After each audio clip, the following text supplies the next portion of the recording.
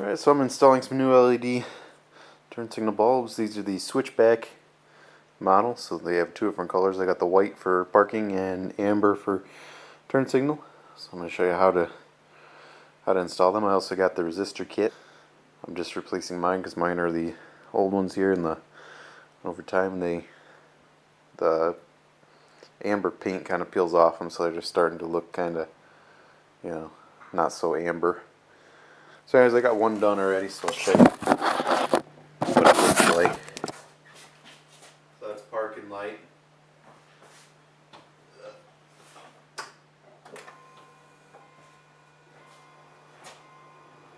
That's turn signal.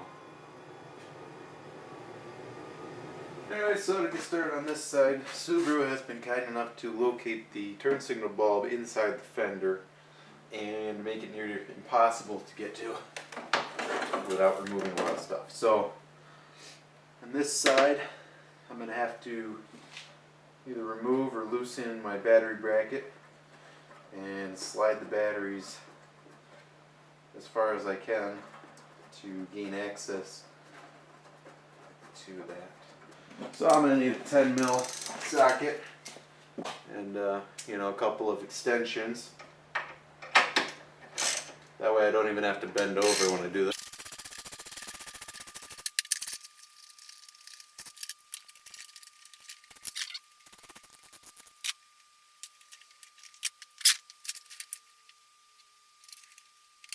So I've gained access to the bulb itself.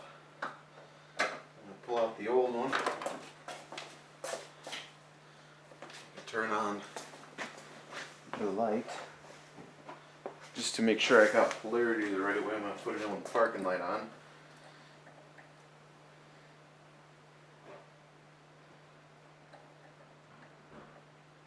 And it looks like we have it the right way.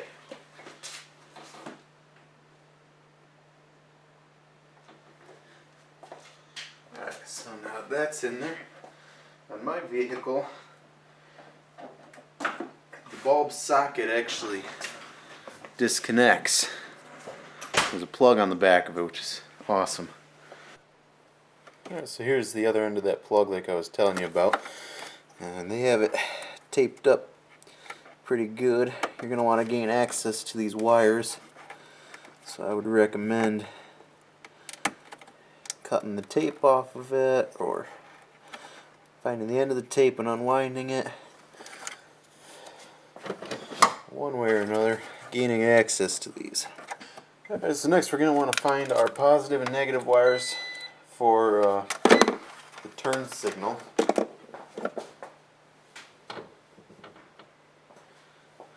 So to do that, I'm going to turn on the 4 ways.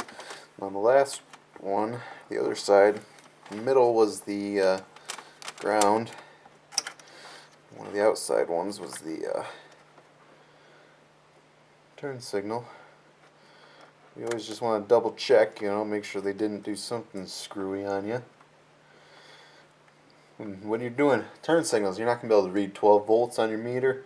It'll maybe go up to like 11, 10, and then it'll be all over the place. But you should be able to at least tell which one's going here. So mine is the center wire again, which is black, and then the outside, which is black and green. To do this the way that I like it, they send the resistors with these, I don't know exactly what you even call them, they're like a Scotch connector. It basically taps into a wire. So if you're doing it that method, you can just take right now and throw that resistor away, because you're going to have problems with it down the road, because corrosion and everything, you're going to, next thing you know, your blinker's going to be going fast.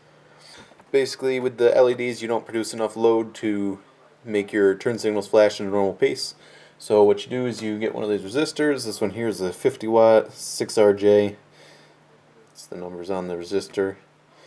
And that simulates a load, like the bulb is there and working, and which the bulb is there and working, but it's just an LED, which doesn't draw the load that a regular bulb will. So you have to install that across the positive and negative leads. So normally you just tap into each one of those with those connectors that they send with it, but I am not a fan of that. So this is how I'm going to do her. I used to use butt splices a lot, but I found that under the hood of a vehicle, especially up here in these parts in New York State, the salt gets to it and you don't want to use them under a hood. Under a dash maybe. Maybe if you get the nice ones that have the heat shrink around them already, you'd use them, but... So anyways, I'm going to take this connector, and there's a white cap over top of this one. And you're just going to take and gently pry up on that cap. There's a little spot here to pry on it. And that will pop off. I lost the last one in the engine bay and I had to go searching for it, so I'm being a little more careful with this one.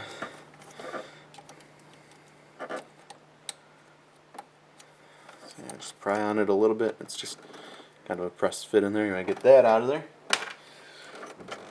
Now you're going to want to take, it might be kind of hard to see. If you look on top of those pins there, there's a little plastic piece that locks the pin into place. And you want to take a small flathead screwdriver and gently pry up on that tab and just give a little tug on that wire while you do that. You want to get the tab pried up before you pull on it. Once you get it started, you don't have to pry on it anymore. Just take and you pull the whole pin right out. That's what it looks like. Make sure you're pulling the right two pins out.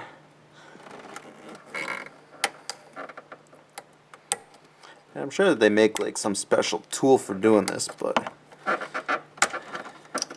so there we go. There's my positive and my negative pin removed from the connector. So now what you want to do, take your strippers. On mine these are 18 gauge, so you're going to want to stick it in the 18 gauge spot.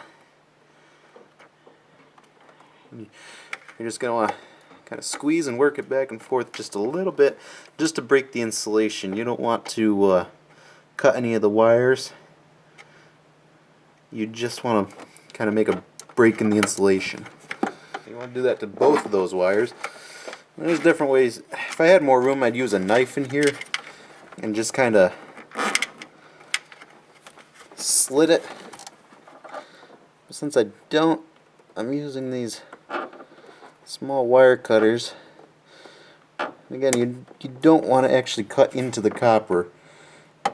You just kind of want to get down to it.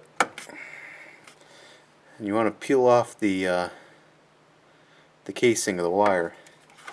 So that way you have a section of exposed wire. Alright, so you can see there I have that section of exposed wire. That's a little bit big. You don't really need to make it that large, you know, but I mean it's not going to matter anyways when all is said and done. So anyways, that's pretty much exactly what you want. You don't want to nick the copper at all. You just want to, you know, open up a section. What you want to do is you want to kind of take and twist it to tighten up those strands. Now that that's all set, I'm going to take and cut myself a piece of heat shrink tubing. Well, two pieces actually, about maybe an inch long or so. So you want to take and slip a piece of heat shrink over your wire here first. Take that broken spot of insulation and wrap your resistor wire around that spot. Wrap it up as tight as you can.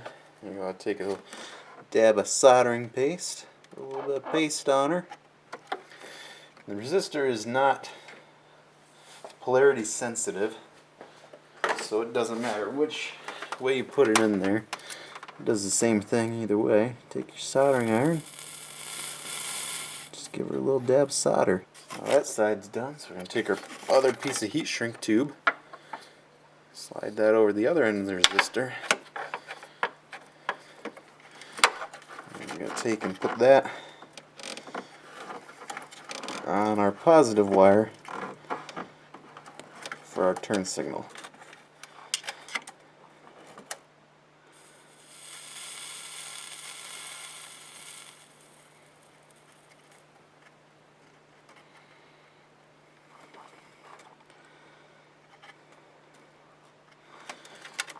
So now our resistor is in place. I'm going to take my heat shrink, slide it over top of that pin and over the section of wire that is exposed, and shrink my heat shrink. Alright, and now we're going to take and reinstall the pins into the connector. And make sure that you install them correctly, otherwise it could create issues for you. So make sure you got the right color wire. So my solid black wire is going to go in the middle. Take a look at your other pin here. See which side that rolled edge is on, and right now the rolled edge is facing up, so I'm going to insert the pin with that rolled edge up. Push it in until you hear it click. And I'm going to do the same with the other one here. Rolled edge up. And click.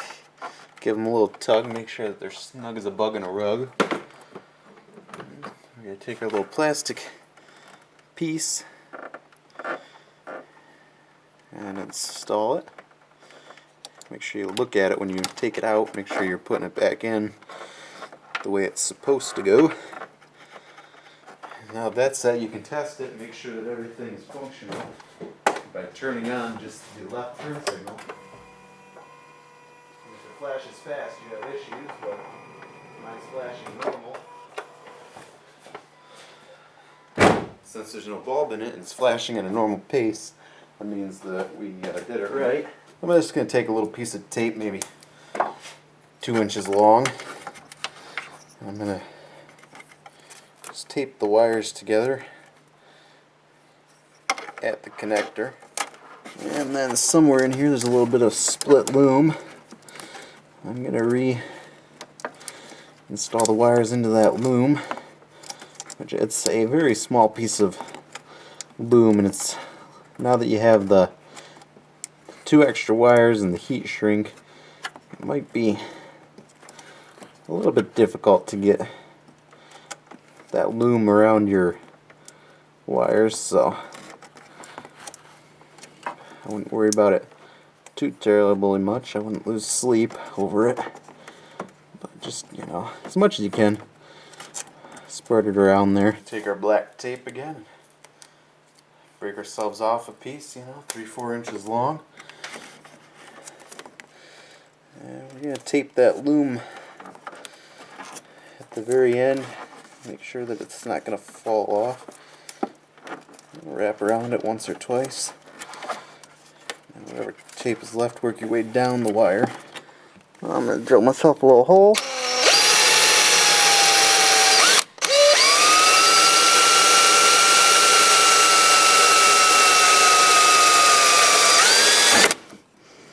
Well, there goes that drill bit. Always be aware of what you're drilling into as well. Make sure that there's nothing on the other side that you're gonna damage. I guess I was through far enough anyway. You know, because if you're real close to working on the other side of your fender here and you punch that drill bit through, you could risk damaging your fender on the outside, you know. Turn the camera a little so you can see what I'm doing here. Sometimes I get distracted. So I got that one hole drilled. So now that that hole's drilled, I'm going to take my tap, and I'm using 632, so 632 tap. And I'm going to tap this hole. I'm only going to do one hole here because that's all I can really get to. If I took the battery out, that would make life a whole lot more beautiful.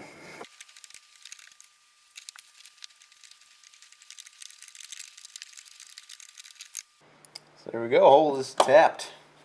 I have my 632 machine screw. I'm take and put some of my blue nail polish on it.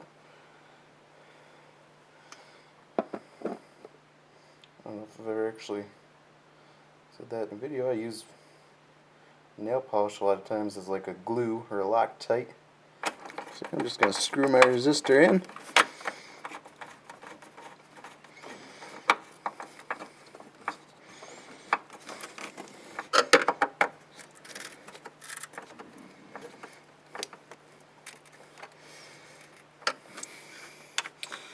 So there we go. The resistor is now in place. It's not going anywhere.